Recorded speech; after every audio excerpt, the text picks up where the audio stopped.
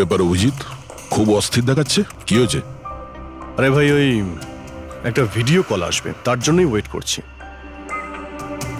Video call? এর আগে তোমাকে কখনো ভিডিও কলে কথা বলতে দেখিনি। কোনো বিশেষ ব্যাপার কি? আরে ভাই, তুমিও না প্রত্যেকবারই। আরে তেমন কিছু নয়। আরে আমাদের কেতনবাবু ছিলেন না, ওই ক্রাইম ব্রাঞ্চের। হ্যাঁ হ্যাঁ, কেতনবাবু, মনে পড়েছে। আরে উনি বললেন যে 12:30টার সময় আমার সঙ্গে ভিডিও চ্যাট করতে চান, আমায় সারপ্রাইজ দেবেন, সেই জন্যই ওয়েট করছি। ও, স্যার কেমন আছেন? কেতন স্যার, আরে আপনাকে তো একদম ফিট মনে হচ্ছে। আরে কেন পেছনে লাগছো বাবা? জানো, রিটায়ারমেন্টের পরে বডিটা একটু বেড়ে গেছে। একটু এক্সারসাইজ করতে হবে। আরে না না স্যার, সত্যি বলছি, আপনাকে খুব স্মার্ট লাগছে। হ্যাঁ, আচ্ছা এটা বলো, তুমি তোমার বিয়ের কার্ড কবে পাঠাচ্ছ? আরে স্যার, আপনিও না। দেখুন স্যার, আপনি সিনিয়র, আপনি আগে করবেন, তারপরে আমি করব। আমি লাইন ভেঙে আগে কি করে যাব স্যার? হ্যাঁ, আরে ভাই, নতুন বাড়ি কিনেছি, ব্যাস ওরে বাড়ির মালকিনও চলে আসবে, না হলে এই বয়সে আর কে মেয়ে দেবে বলো? আরে স্যার, আশা নিয়েই আমরা সবাই বেঁচে আছি। কোথায় বাড়ি কিনেছেন আপনি? ফার্ম হাউস নিয়েছি ওয়াসিতে। হ্যাঁ, চলে এসো রোববার, একসাথে লাঞ্চ করব। অবশ্যই স্যার, অবশ্যই যাব। এখন তোমাকে আমি এই ঘরটা দেখাচ্ছি, দেখো ঘরটা কেমন দেখতে। এই যে দেখো,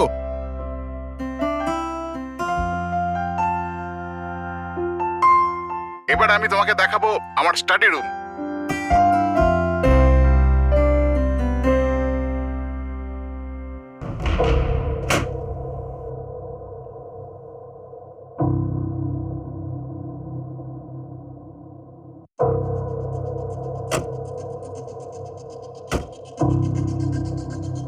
অভিজিৎ, এবার দেখো, দেখাচ্ছি তোমাকে দারুণ জিনিস, ফার্স্ট ক্লাস।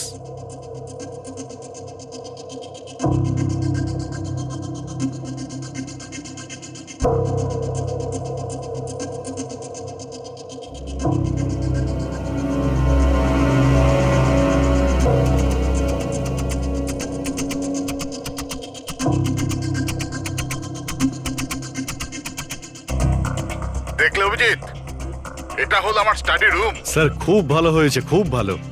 স্যার, রুমটা একটু খালি খালি লাগছে, যখন ফার্নিচার এসে যাবে রুমটা কিন্তু দারুণ লাগবে স্যার। স্যার কি হলো?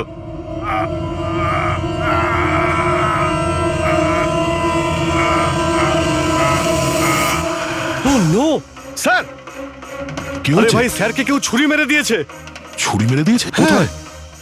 কে মেরেছে ছুরি? বুঝতে পারছি না। কিন্তু তুমি তো ভিডিও চ্যাট করছিলে ওর সাথে, না? হ্যাঁ করছিলাম, কিন্তু হঠাৎ করে এই ছুরি কোথা থেকে এলো আর কিভাবে ওনার লাগলো কিছুই বুঝতে পারলাম না। কি?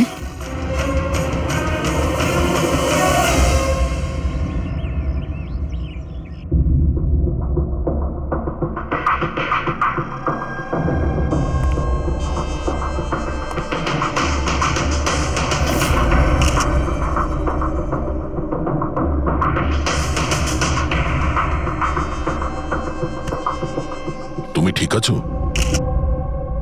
হ্যাঁ ভাই, বুঝতে পারছি না এসব কি করে হয়ে গেল। স্যার স্যার কেতন স্যার তো 100 জনেরও বেশি আসামিকে জেলে পৌঁছেছেন। হতে পারে ওদের মধ্যেই কোনো একজন আসামি এই সব করেছে। হ্যাঁ, কিন্তু কিভাবে, কখন? কেতন স্যার আমার সঙ্গে কথা বলছিলেন, এইখানে বসেছিলেন, ওনার পিছনে কেউ ছিল না। তাহলে হঠাৎই ছুরিটা কে মারলো আর কিভাবে মারলো? তুমি একদম শিওর যে ঘরের মধ্যে আগে থেকে কেউ ঢুকে বসেছিল না? আরে না ভাই, কেতন স্যার ভিডিও চ্যাটে উনি পুরো রুমটা দেখাচ্ছিলেন, আমরা কথা বলছিলাম, আর রুমটা দেখো, এখানে কোনো জায়গাই নেই, সবকিছু তো খোলা, কেউ কোথায় কিভাবে লুকোতে পারে? তুমি বলেছো যে তোমার সামনেই কেতনবাবু দরজা খুলে ভেতরে এসেছেন। হ্যাঁ, উনি এই দরজাটা খুললেন, ভিতরে ঢুকলেন, আর উনি দরজাটা বন্ধও করেছিলেন। তাহলে তো পরিষ্কার ব্যাপার, খুনি এই ঘরের মধ্যে আগে থেকেই ছিল, পরে আসেনি। আর সেটাই তো ভাই আমি দেখতে পেলাম না কেন? আরে আমার কথা ছাড়ো, ইনি কেন দেখতে পেলেন না? স্যার, এই রুমটাতে আসার আর কোনো রাস্তা নেই, এই দরজাটা ছাড়া। জানলা টানলা কিছুই নেই। পুরবি, এই রুমটা আবার ভালো করে চেক করো। কোনো না কোনো গুপ্তগত হতেই হবে এই রুমের। স্যার স্যার আমি 3বার চেক করেছি, প্রত্যেকটা জায়গা, প্রত্যেকটা কোণা, সবকিছুই। সত্যি এই রুমে আসার আর কোনো রাস্তা নেই। কোনো না কোনো গুপ্ত রাস্তা তো হবেই এই রুমের। কিছু গন্ডগোল আছে এখানে, না হলে এটা সম্ভব নয় যে অভিজিৎ ওই খুনিকে দেখতে পায়নি। এই কেতনবাবু এখানে একাই থাকতেন না? হ্যাঁ, একাই থাকতেন। এখানে কেয়ারটেকার থাকতো। তাহলে এটা জানতে হবে যে কে কে ওনার সঙ্গে দেখা করতে আসতো, আর কে কে জানতো কেতনবাবুর এই নতুন বাড়ির ব্যাপারে। ইয়া, পঙ্কজ স্যার। এই কেয়ারটেকারকে ডেকেছো তুমি? হ্যাঁ স্যার, কথা হয়েছে, আসছে। ফ্রেডি, প্রত্যেকটা ফিঙ্গারপ্রিন্ট নেবে, একটাও যেন বাদ না যায়। হ্যাঁ স্যার, প্রতিটা কোণের ফিঙ্গারপ্রিন্টস তুলে আনবো স্যার। স্যার, আমি তো দুদিনের ছুটিতে গেছিলাম। আমি কি করে জানবো যে এরকম এত বড় একটা ঘটনা ঘটে যাবে? তুমি ছাড়া এখানে আর কে কে আসতো? কেতন স্যার আর কার্পেন্টার, কতজন কার্পেন্টার ছিল? 3টে। আর কতদিন ধরে কাজ করছিল? প্রায় 1 মাস ধরে। 1 মাস ধরে? তার মানে ঘরের কোনা কোনা ওরা জানতো। এই কার্পেন্টার কেতনবাবু কোথা থেকে এনেছিলেন? ওনার পরিচিত ছিল নাকি কেউ পাঠিয়েছিল? না স্যার, ওরা কেতন স্যারের জানাশোনা লোক ছিল, কারণ ওরা কেতন স্যারের আগের বাড়িতেও কার্পেন্টারের কাজ করেছে। তুমি শিওর যে আর কেউ আসেনি? না স্যার। হ্যাঁ, মনে পড়েছে স্যার, 2জন অচেনা লোক এসেছিল। একজন কোনো এক ইন্টারনেট কোম্পানি থেকে এসেছিল, আর দ্বিতীয়জন ওয়াটার পাইপলাইন চেক করতে এসেছিল। ওরা পুরো বাড়ি ঘুরে দেখেছিল। স্যার এর জন্য আমাকে বকেছিলেন। কেন বকেছিলেন? কেননা আমি ওদের ভেতরে আসতে দিয়েছিলাম। স্যারের ওই 2জনের প্রথম থেকে আসার কোনো খবর ছিল না।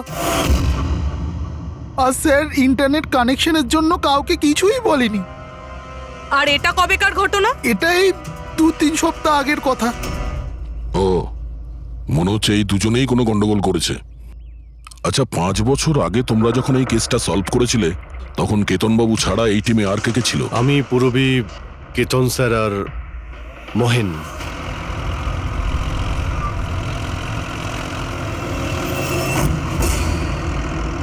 ওই মহিলার প্রাণের ঝুঁকি আছে, আর ওইখানে আশেপাশেই আছে। হ্যাঁ স্যার, তাড়াতাড়ি পৌঁছে যাব। আরে 15 মিনিট লাগবে ওই ওয়ার্ড হাউস, আমরা এসেই গেছি।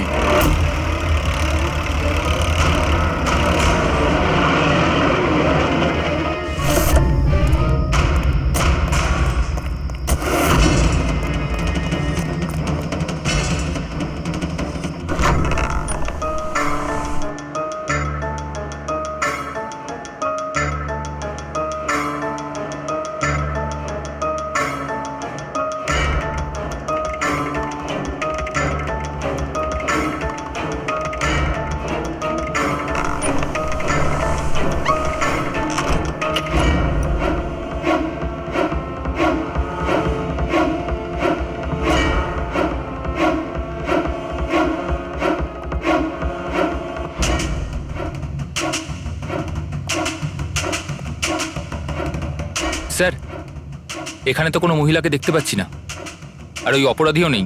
ওটা কোনো মিথ্যে কল ছিল না তো? কোনো কারণ তো হবেই যে কেউ আমাদের ফোন করে এখানে ডাকলো, আর সেই কারণ এই আশেপাশেই আছে।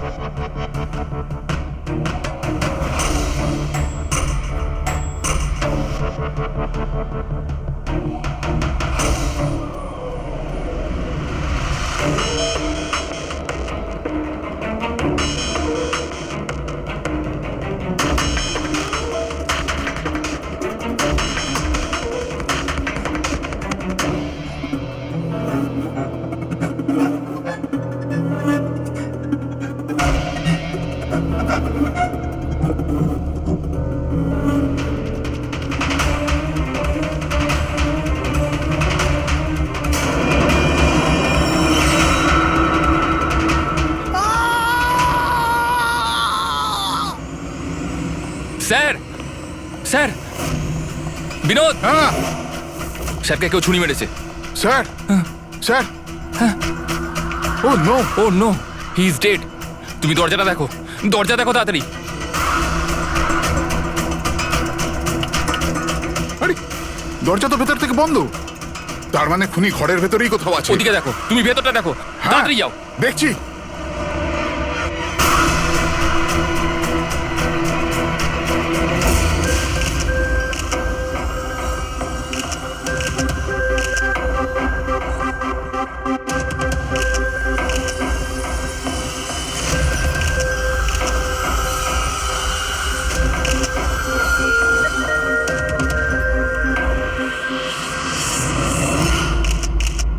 তাহলে এখানে কেউ ছিল না? হ্যাঁ, স্যার সত্যি বলছি, এখানে মেহেন স্যার আর আমাদের ছাড়া আর কেউ ছিল না।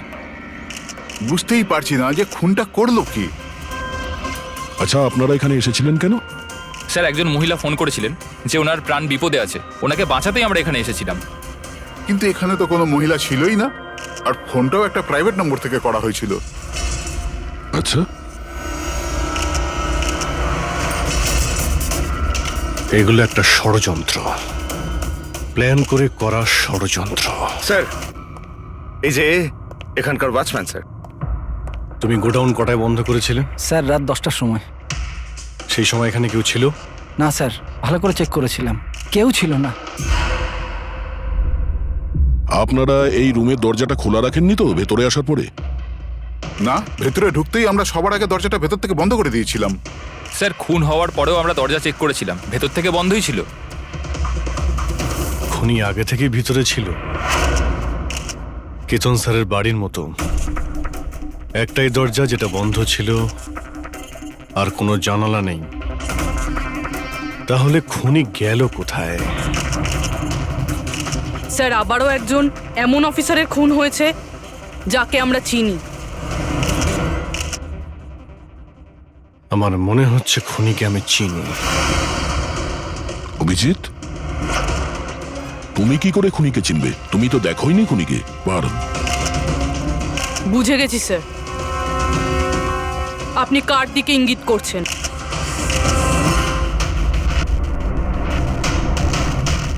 তুমি জানো এসব কি? হ্যাঁ, এটা এশিয়ার নামকরা ক্লাসিক আর্টওয়ার্ক, কিন্তু এসবের এই কেসের সঙ্গে কি সম্পর্ক? যেটাকে তুমি এশিয়ার বিখ্যাত আর্টওয়ার্ক ভাবছো, সেটা আর্টওয়ার্ক ঠিকই, কিন্তু অরিজিনাল নয়। এটা ডুপ্লিকেট, নকল। এগুলো নকল, কিন্তু দেখতে তো একদম। দেখতে একদম আসল, অথচ এটা নকল। কিন্তু এই আর্টওয়ার্কের এই দুটো মার্ডারের সঙ্গে কি সম্পর্ক? এটা 5 বছর আগের কথা দয়া। তোমার এটা মনে আছে তুমি আর এসিপি স্যার ডেপুটেশনের জন্য দিল্লি গিয়েছিলে? সেই সময় কিছুদিনের জন্য আমি আর পুরবী একটা কেসে ক্রাইম ব্রাঞ্চের হয়ে কাজ করেছিলাম। হ্যাঁ হ্যাঁ হ্যাঁ, কিছু কিছু মনে পড়ছে। এটা সেই কেস না যাতে কেউ নকল আর্টওয়ার্ক বানিয়ে সেটাকে বেশি দামে বেচার চেষ্টা করছিল? কারেক্ট।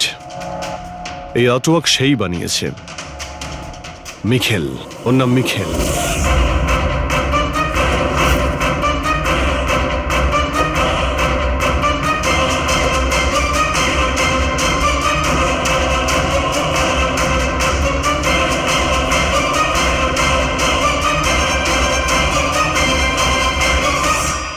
এমনটা নয় যে ওর প্রতিভা বাকি শিল্পীদের থেকে অনেক কম ছিল, তবে সত্যি কথা বলতে ও ওদের থেকে অনেক বেশি ট্যালেন্টেড ছিল।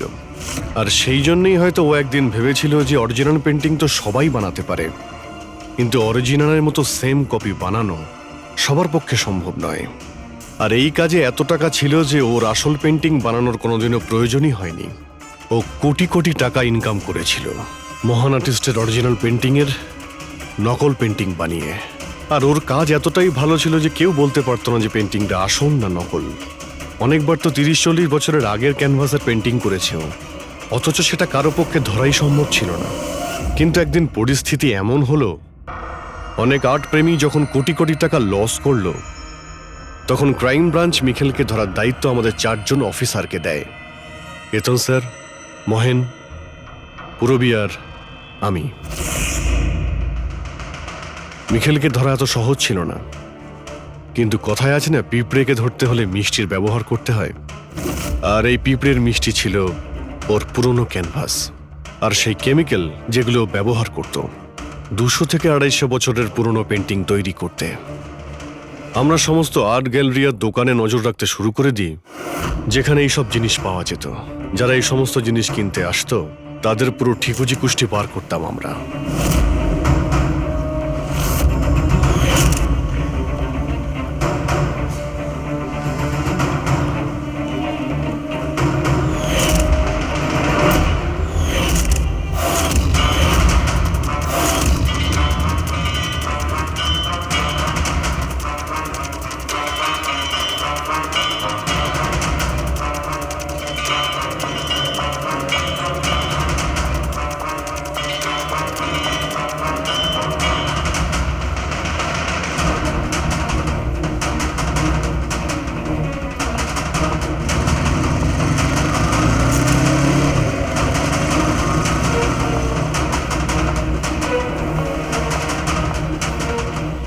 এই যতগুলো ছবি পাঠাচ্ছি প্রত্যেকের ডিটেলস আমার লাগবে।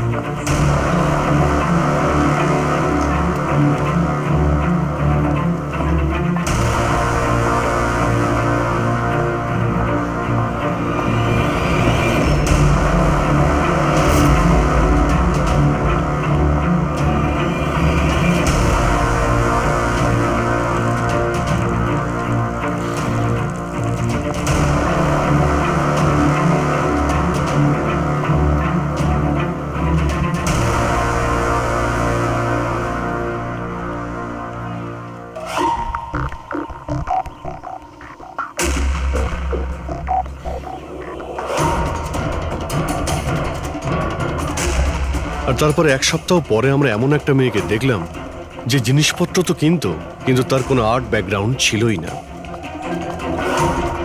নিশ্চয়ই কোনো গন্ডগোল আছে স্যার। এই মেয়েটা ব্যাংকে কাজ করে, এর এই জিনিসগুলো কেন প্রয়োজন পড়ে, তাও আবার প্রত্যেক দ্বিতীয় দিন? হ্যাঁ স্যার, এই মেয়েটার প্রবলেম তো আছে মনে হচ্ছে।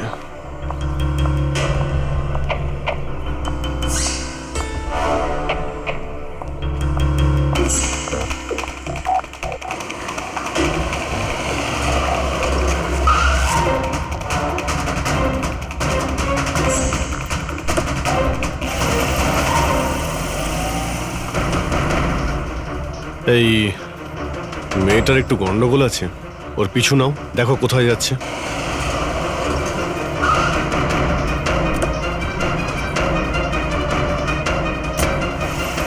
স্যার আমি ওকে 3 দিন ধরে ফলো করেছি, কিন্তু কিছু জানতে পারিনি।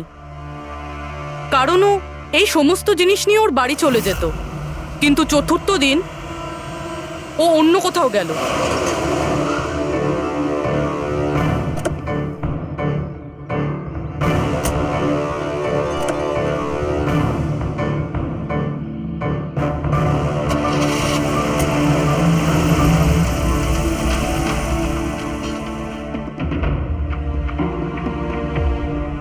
নিখিল, নিখিল, নিখিল, নিখিলও না, এখনো লাঞ্চটাও করেনি।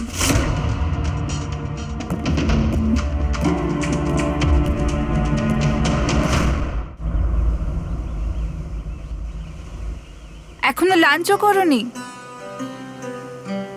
এত কি কাজে ব্যস্ত থাকো যে খাওয়ার টাইম থাকে না? তোমায় দেখলেই তো আমার পেট ভরে যায়। জানো, বেবিকে মাখন লাগানোর না, এটা অনেক পুরনো আইডিয়া। মাখন নয়, সত্যি বলছি, তোমার মতো ভালোবাসতে পারে এমন জীবনসাথী কোথায় পাবো আমি, যে আমার জন্য নিজেকেও বিপদে ফেলতে পারে। আমি তো তোমার জন্য নিজের জীবনটাও দিতে। খবরদার, এরকম কথা যদি আরেকবার তুমি বলেছ, যদি তোমার কিছু হয়ে যায় না, আমি এই দুনিয়াটাকে আগুন লাগিয়ে দেবো। এত ভালোবাসো আমায়? নিজের থেকেও বেশি। যদি আমি কিছু চাই, তুমি আমায় দেবে? আমি জানি তুমি আমার থেকে কি চাইবে, যে আমি কেন সবকিছু ছেড়ে দিচ্ছি না। জানোই যখন তাহলে তুমি কেন ছেড়ে দাও না?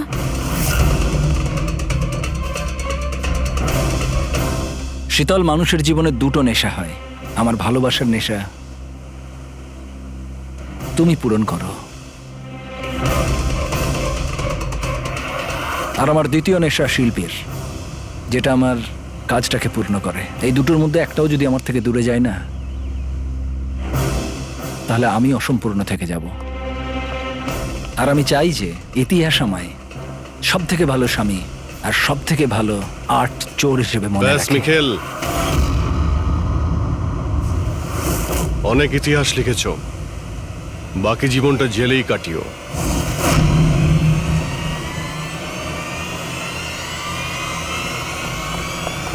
মিখেল,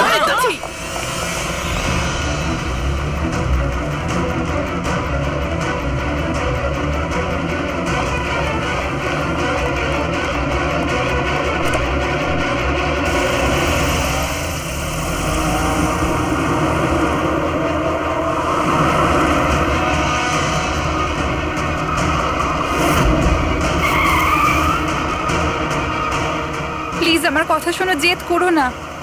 নিজেকে আইনের হাতে তুলে দাও প্লিজ। না, আমি করব না।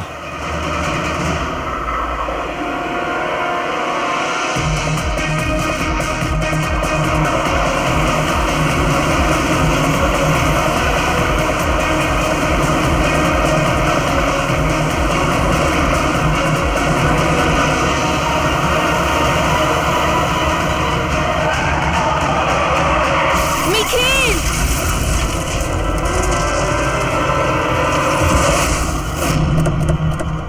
শীতল, মিখেল দাঁড়া, বলছি, দাঁড়া, শীতল! দাঁড়া।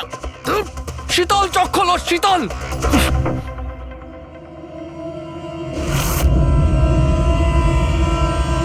She is dead sir. তোমাদের জন্য আমার শীতল আমাকে ছেড়ে চলে গেল। ছাড়বো না আমি তোমাদের। তোমার স্ত্রীর মৃত্যুর জন্য আমরা দুঃখিত, কিন্তু তার জন্য দায়ী আমরা নই, তুমি।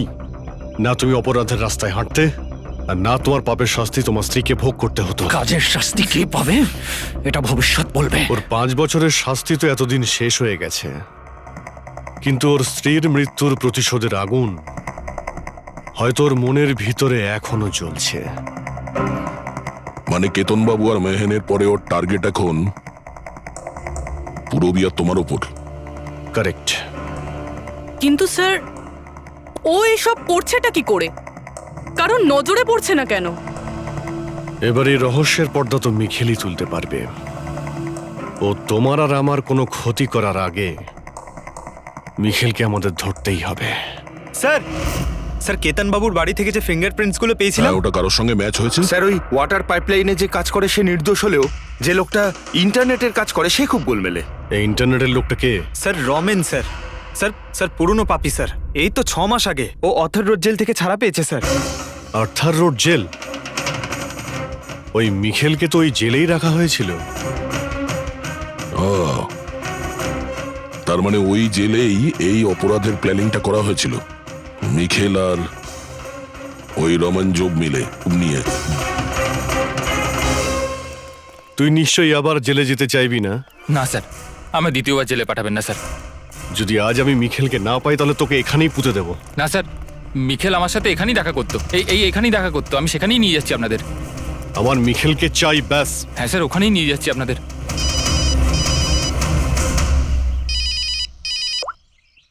হ্যাঁ শান্তি। কি? বাবা শরীর খারাপ করছে? কিন্তু এরকম হঠাৎ? আমি তো কেসের ইনভেস্টিগেশন করতে এসেছি। কি হয়েছে? স্যার ওই বাবা একটু অসুস্থ হয়ে পড়েছে। ওই শান্তি নার্স যে আমার বাবার দেখাশোনা করে, সেই ফোন করেছিল। ঠিক আছে, তুমি যাও, আমরা দেখে নিচ্ছি। কিন্তু স্যার। যাও, আর কোনো প্রয়োজন পড়লে ফোন করবে।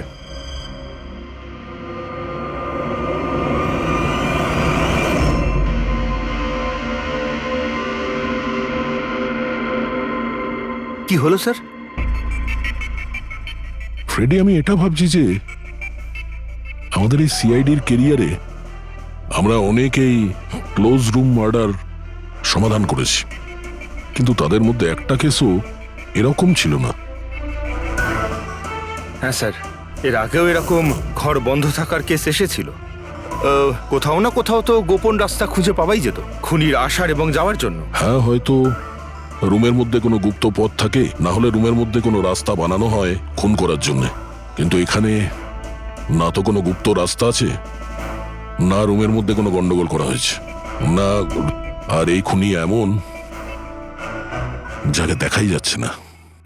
স্যার, আমার তো ভেবেই কিরকম মাথাটা ঘোরা শুরু হয়ে গেছে। খুনিকে দেখা যাচ্ছে না কেন? অনেক বছর আগে আমি একটা সিনেমা দেখেছিলাম যেখানে হিরো একটা গ্যাজেট লাগিয়ে অদৃশ্য হয়ে যেত, কিন্তু ওটা তো সিনেমা ছিল না স্যার। হ্যাঁ, ওটা তো সিনেমা ছিল, কিন্তু এটা তো বাস্তব জীবন। স্যার, কি ভাবছেন আপনি? এটাই ভাবছি, এর মধ্যে কোন জিনিসটা আমি বুঝতে পারছি না।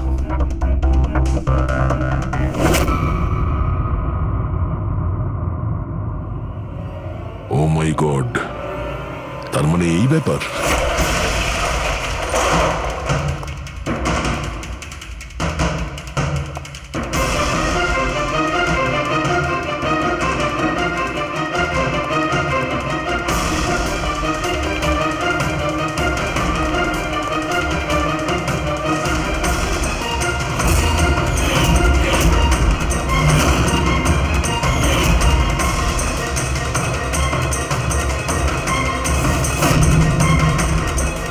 অনেকদিন ধরেই আমাদের চারজনকে ফলো করছিল, আর তুই ওকে হেল্প করছিলি এই সমস্ত কাজে। হ্যাঁ স্যার।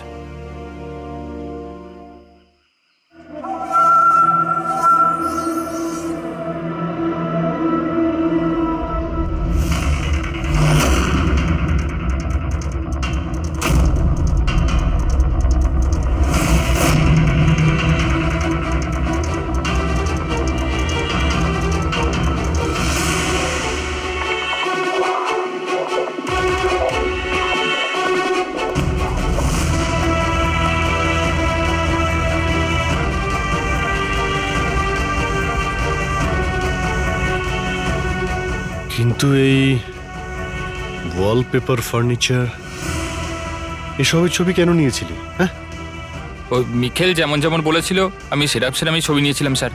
ব্যাস, আমি শুধু জানতাম না এই ছবিগুলো নিয়েও কি করবে স্যার।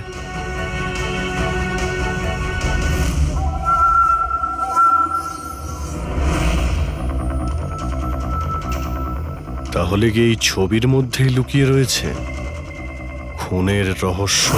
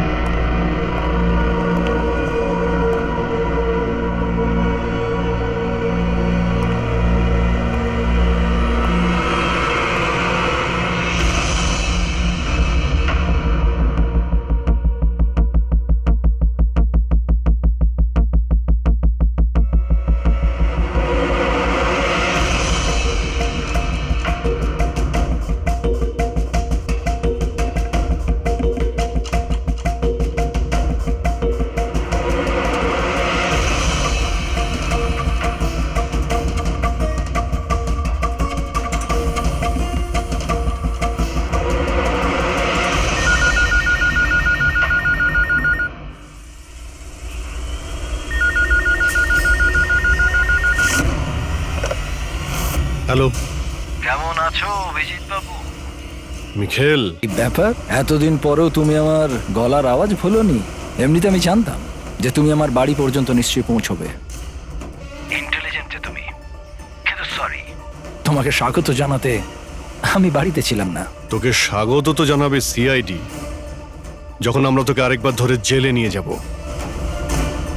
জেল তো আমি তখন যাব না যখন তোমাদের নজরে আমি আসব।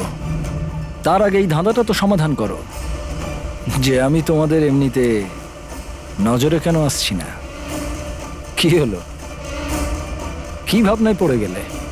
হ্যাঁ, আমি জানি তুমি ইন্টেলিজেন্ট, কিন্তু এতটাও ইন্টেলিজেন্ট নও যে এই কেসটাকে সমাধান করো। কেসটা তো তোমার আর পুরবীর মৃত্যু দিয়েই শেষ হবে।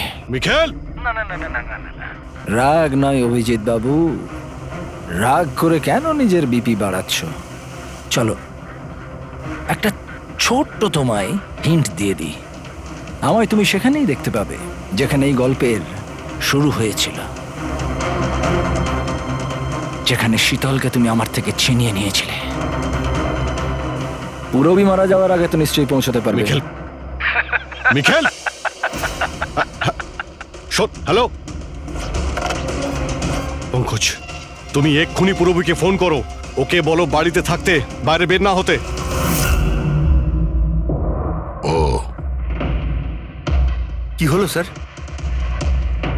আচ্ছা, আমি যেটা ভাবছি সেটা যদি ঠিক হয় তাহলে জানা যাবে যে খুনি এগুলো কিভাবে করলো। কিভাবে? আশ্চর্য তো, বাবা তো পুরোপুরি সুস্থ আছে, তাহলে তাহলে শান্তি ফোন করে আমাকে ডাকলো কেন?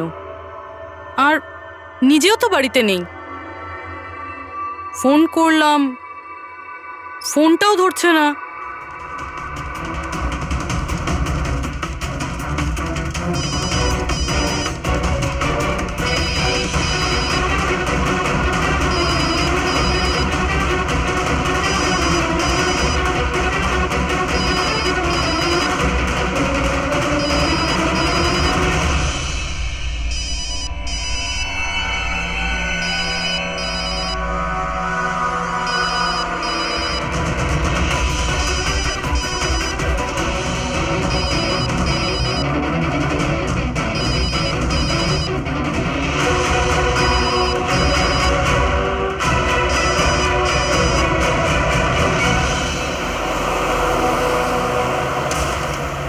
স্যার এই পুরবি তো ফোনই তুলছে না।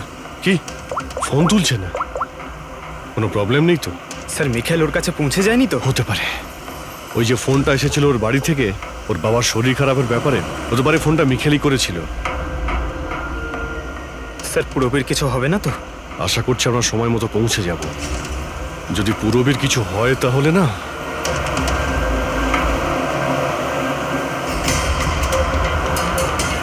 এসে গেছি।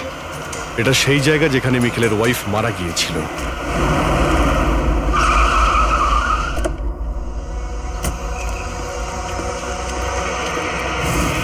পুরবী!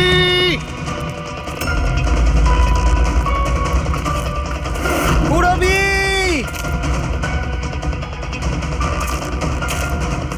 পুরবী! পুরবি!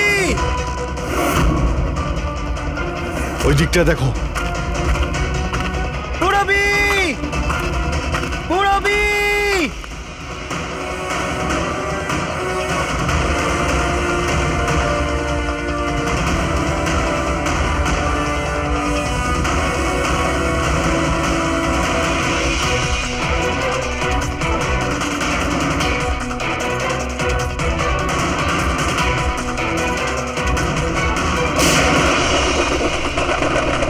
পুরবি!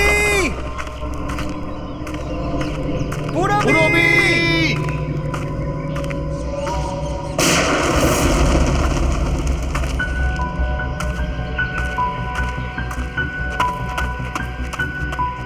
স্যার হ্যাঁ পঙ্কজ, জানি না স্যার কে গুলি চালালো।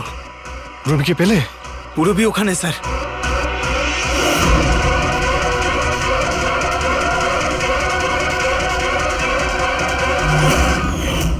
ও নো! পঙ্কজ, অ্যালার্ট থাকবে। আমাকে কভার করো, আমি যাচ্ছি পুরবীর কাছে।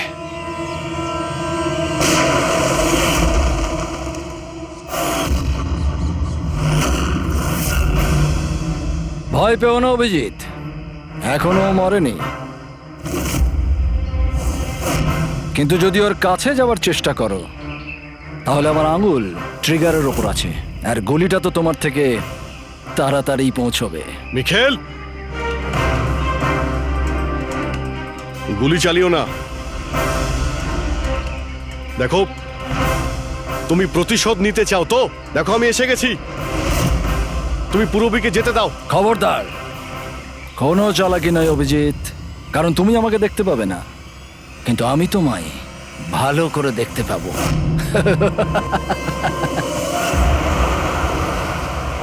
অভিজিৎ, আমার কথা মন দিয়ে শোনো, তুমি একদম রিয়াক্ট করবে না। তুমি এই মিখেলকে দেখতে পাবে না।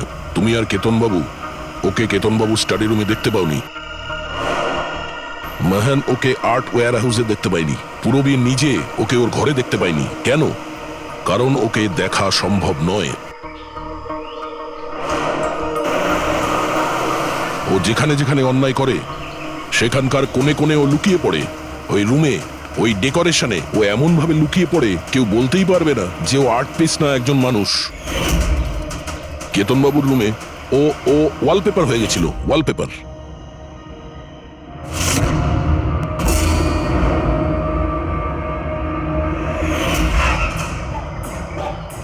আর মেহানের ওই ওয়্যার হাউসে ও ও পোর্ট্রেট হয়ে গেছিল।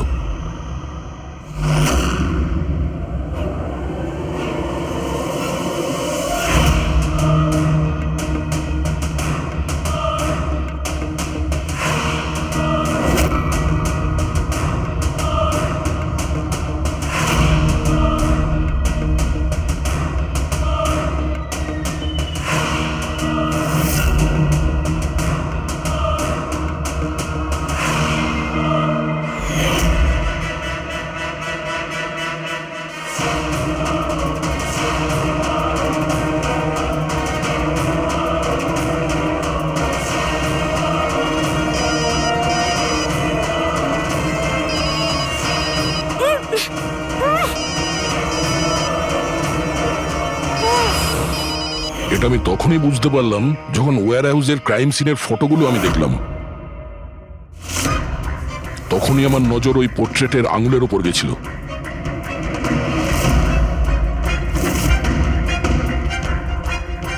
ও পোর্ট্রেট ছিল না, ওই মিখেল ছিল, মিখেল। ওকে দয়া, পঙ্কজ সাবধানে, পঙ্কজ সাবধানে, জঙ্গলে লুকিয়ে আছে।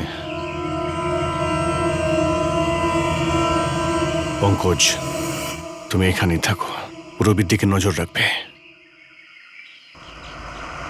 মিখেল, আমরা কিছুই করব না, আমরা এখান থেকে চলে যাচ্ছি। তবে তুমি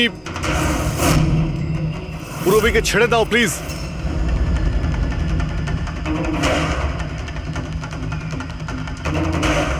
দেখো, এসব করে আর কোনো লাভ নেই। আমি এখানে এসে গেছি, তুমি তুমি বলো কোথায় যেতে হবে, আমি চলে যাচ্ছি। বাস, আগে এগোবে না অভিজিৎ, আমার সাথে গেম খেলা বন্ধ করো। ঠিক আছে, ঠিক আছে, গুলি চালিয়ে কোনো লাভ নেই, আমরা এখান থেকে চলে যাচ্ছি। কিন্তু তুমি তুমি কি চাও মিখেল? যা কিছু হয়েছিল সেটা সেটা তো হয়ে গেছে, কিন্তু এসব করে তুমি কি পাবে? হ্যাঁ,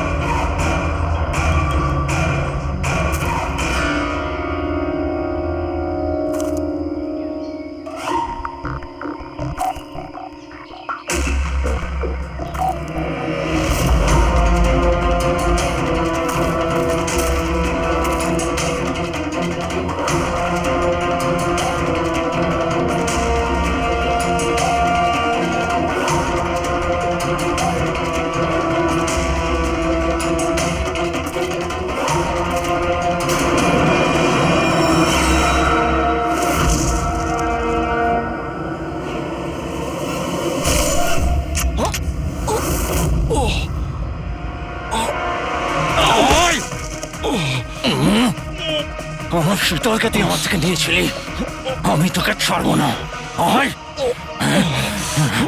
আমার শীতলকে দূরে করেছিলি।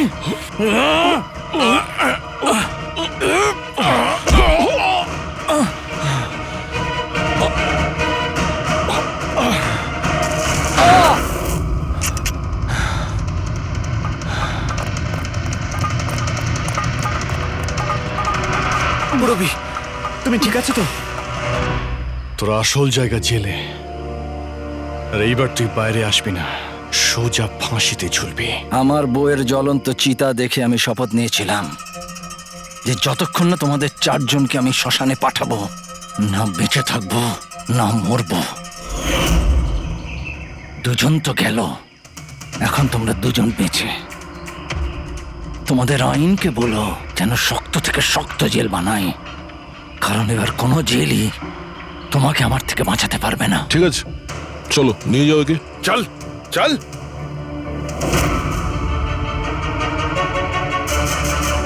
আসবো, ফেরত আসবো।